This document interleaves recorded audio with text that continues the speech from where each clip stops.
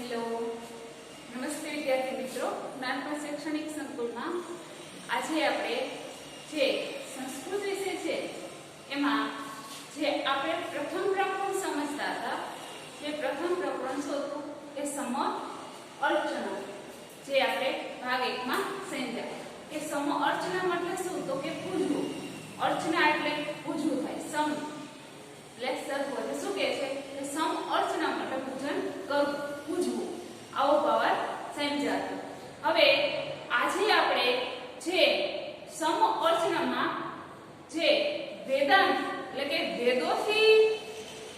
જે ચાર વેદ છે ચાર વેદના જે લખાણ આધારિત આપણે શ્લોક સમજાતા એમાં કુલ 6 શ્લોક 6 મંત્રો આપવામાં આવ્યા હતા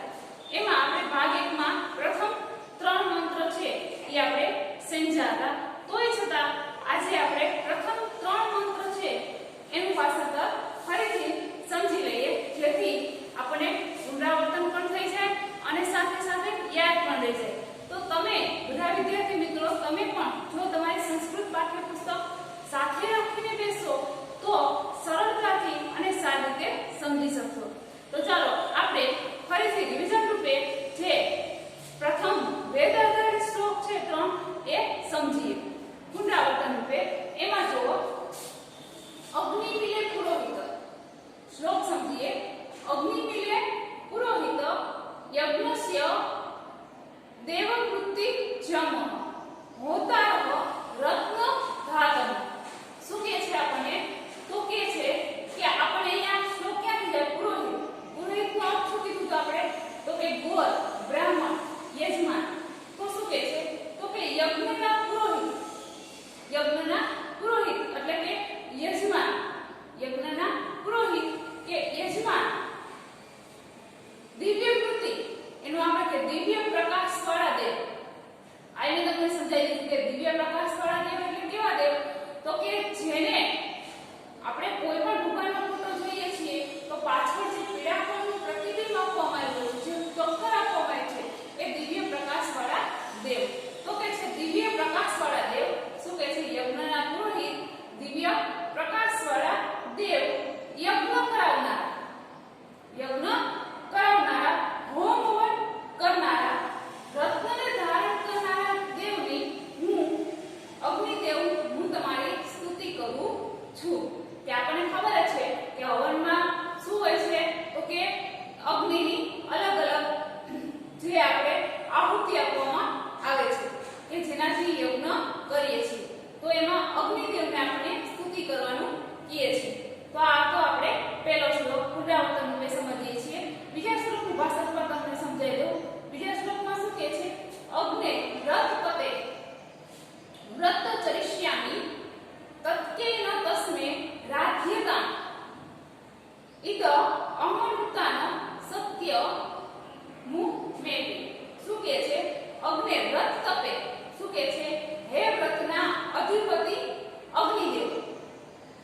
કે છે હે વ્રતના અધિપતિ દેવ હું ચરિષ્યામિ વ્રત એટલે વ્રતનું ચરિષ્યામિ એટલે પાલન કરીશ હું તમારા વ્રતનું પાલન કરીશ પછી કહે છે તસ્મે રાધ્ય એટલે બળ સિદ્ધિ તમે મને સિદ્ધિ કરાવો પછી શું કહે છે ઈદો અહમ શું હતું કે અમે તમે મને કેવું તમને મને અનૃતાનો એટલે કે અસત્યમાંથી સત્ય તરફ ગતિ કરું છું આખા શ્લોકનું ભાષાંતર પુનરાવર્તન રૂપે આપણે ફરીથી સમજી લઈએ શું કહેવા માંગે છે કે હે વ્રતના અધિપતિ અગ્નિદેવ હું તમારા વ્રતનું પાલન કરીશ તમે તેની મને સિદ્ધિ કરાવો અને અસત્યમાંથી સત્ય તરફ હું ગતિ કરું છું આ બીજા શ્લોકનું ભાષાંતર સમજ્યા ત્યાર પછી આપણે ત્રીજા શ્લોકનું ભાષાંતર સમજી લઈએ ત્રીજા શ્લોકનું ભાષાંતર જુઓ તમે શું છે નમઃ સંભવાય ચ મય ભવાય શું કહે છે નમો એટલે નમસ્કાર સંભવાય એટલે જે કલ્યાણને સુખના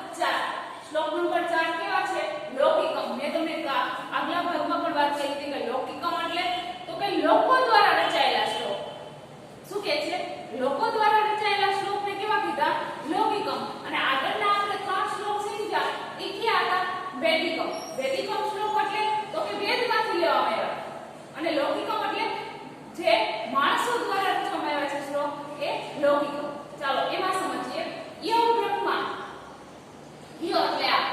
બ્રહ્મા એટલે ભગવાન,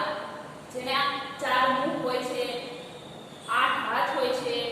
આપણે બ્રહ્માની તસવીર જોઈ જશે એટલે કે એ બ્રહ્મા. બ્રહ્મા વરુણ જે દેવ છે, વરુણ દેવ. પછી એમાં ને એમાં છે ઇન્દ્ર. વરુણ અને ઇન્દ્ર છે એ સંધિ ભેગી આપવામાં આવી છે, આપણે એને છૂટી પાડીએ એટલે વરુણ એ ઇન્દ્ર એટલે કે છે વરુણ ઇન્દ્ર. શું? બ્રહ્મા, વરુણ, ઇન્દ્ર, રુદ્ર. રુદ્ર એટલે તો કે રુદ્ર એટલે આમ તો શંકર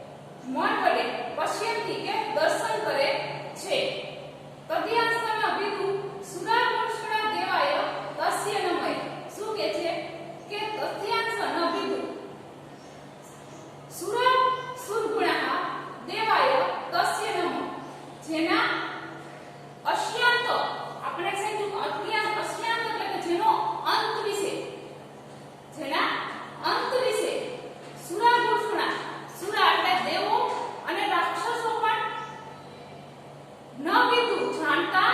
નથી તેવા દેવને નમસ્કાર હો કે જે સુરો અને દેવો અને રાક્ષસો પણ જાણતા નથી જે યોગ્ય જાણી શકે છે આખા શ્લોકનું ભાષાંતર આપણે ફરીથી સમજી લઈએ શું કહે છે કે જેની જે દેવ કે જે દેવો છે એ દેવને બ્રહ્મા વરુણ ઇન્દ્ર રુદ્ર મરુત આ બધા દેવોની દિવ્ય સ્ત્રોત વડે સ્તુતિ કરે છે જેમાં સામનું ગાન કરનારા 6 વેદાંત પદપાઠ ક્રમ ઉપનિષદ સહિત વેદોની ગાન કરવામાં આવે છે ત્યાર પછી જે યોગ્ય મનની ધ્યાનની અવસ્થાના મનથી પ્રાપ્ત કરી અને જે જાણે છે તે જે સુરો અને રાક્ષસો પણ અંતને જાણી શકતા નથી તેવા દેવને નમસ્કાર હો આ આપણે શ્લોક નંબર છે ઈ પાંચમો શ્લોક ચોથો શ્લોક આપણે સમજ્યા ત્યાર પછી આપણે પાંચમો શ્લોક સમજીએ એમાં કહે છે ભયાનક ભય ભયાનક ભય ભયાનક શું થાય છે કે ભયજનક ભય એટલે ડર થાય બીક એટલે ભયાનક ભયમ એટલે શું કહે છે કે ભયજનક સંજોગોમાં ભયરૂપ ભીષણ એટલે ભયજનક સંજોગો શું કહે છે ભયજનક સંજોગોમાં ભયાનક છે પહેલી પંક્તિ ફરીથી સમજો ભયાનક ભય એટલે કે ભયાનક સંજોગોમાં ભયાનક છે પછી કહે છે કે ભીષણ કે ભયજનક સંજોગોમાં તે ભયરૂપ છે ગતિ પ્રાણિતા એટલે કે છે કે ગતિ એટલે સ્થિતિ ગતિ એટલે ગતિ પણ થઈ શકે અને ગતિ એટલે સ્થિતિ પણ થઈ શકે એમાં કહે છે કે ગતિ પ્રાણિતા કે છે કે પ્રાણી માત્રમાં ગતિ કરે છે પાવન એટલે પવિત્ર શું કહે છે પાવન એટલે પવિત્ર વસ્તુઓમાં એ પવિત્ર છે પછી કહે છે મોહંચે પદોના મોહ એટલે મહાન ઉત્તમ ઉચ્ચ પદોના એટલે પદ જેના મોટા અને ઊંચા પદો છે નિયુક્ત તેઓ નિયુક્ત ત્રેક એટલે તમે એક નિયુક્ત એટલે નિયંત્રિત કરેલા તમે એકમાત્ર નિયંત્રિત કરેલા પરેશા એટલે શું થશે તો કે ઉત્તમ પરેશા પર એટલે શ્રેષ્ઠમાં શ્રેષ્ઠ ઉત્તમમાં ઉત્તમ છો રક્ષકો રક્ષણ એટલે રક્ષકોમાં શું કે છે રક્ષણોમાં તમે રક્ષક છો આપણે અહીંયા ભગવાનનું એક વર્ણન કરવામાં આવ્યું છે ભગવાનની એક યુક્તિ સમજાવવામાં આવી છે શું કે છે કે તમે ભયાનક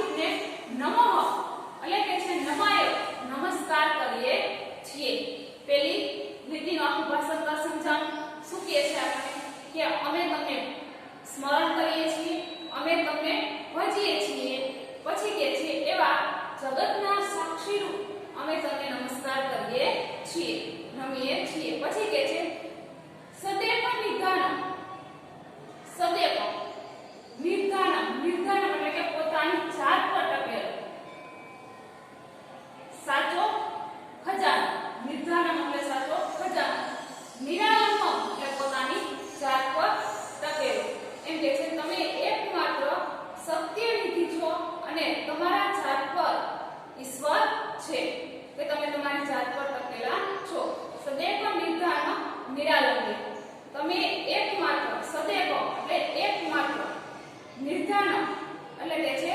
નિર્ધારે સત્ય નિધિ છો નિરાલંબો તમે તમારા આધાર પર ઈશ્વર છે ભવા સંભૂતિ પોતો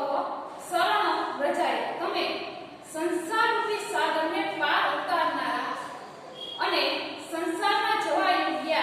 એવા તમને પ્રાપ્ત કરીએ છીએ શું કહે છે ભવોધિ પતિ સંસારરૂપી સાગરને પાર ઉતારનારના શરણ્ય ભજના અમે પ્રાપ્ત કરીએ છીએ અમે તમારા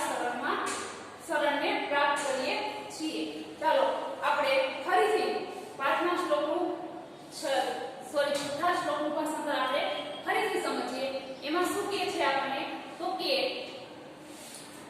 અમે તમારું સ્મરણ કરીએ છીએ અમે તમને ભજીએ છીએ પછી કહે છે જગતના એવા સાક્ષી રૂપ અમે તમને નમસ્કાર કરીએ છીએ પછી આગળ શું કહે છે આપણને કે તમે એકમાત્ર સત્યનિધિ અને સાગરને પાર એટલે કે આધાર વિના છો તમે આ સંસારની સાગરને પાર ઉતારનારા છો અમે તમને શરણને પ્રાપ્ત કરીએ છીએ તો આ થયું આપણે છઠ્ઠા શ્લોકનું ભાષાંતર ફરીથી પાછા ત્રણ શ્લોકનું ભાષાંતર તમને ફરીથી સમજાવી દો એમાં કહે છે શું કહે છે કે બ્રહ્મા વરુણ ઇન્દ્ર રુદ્ર મરુત દિવ્ય અસ્તિત્વ વડે તમારી સ્તુતિ કરીએ છીએ પછી કહે છે કે જે સામનું ગાન કરનારા છ વેદાંત પદો ક્રમો ઉપનિષદોનું ગાન કરીએ છીએ જે યોગ્ય ધ્યાન અવસ્થાથી મનસાને પ્રાપ્ત કર્યા છે તેવા જે સુરો અને દેવો અને રાક્ષસો પણ જાણતા નથી તેના અંતને તમે જાણો તેવા દેવને નમસ્કાર છો પછી કહે છે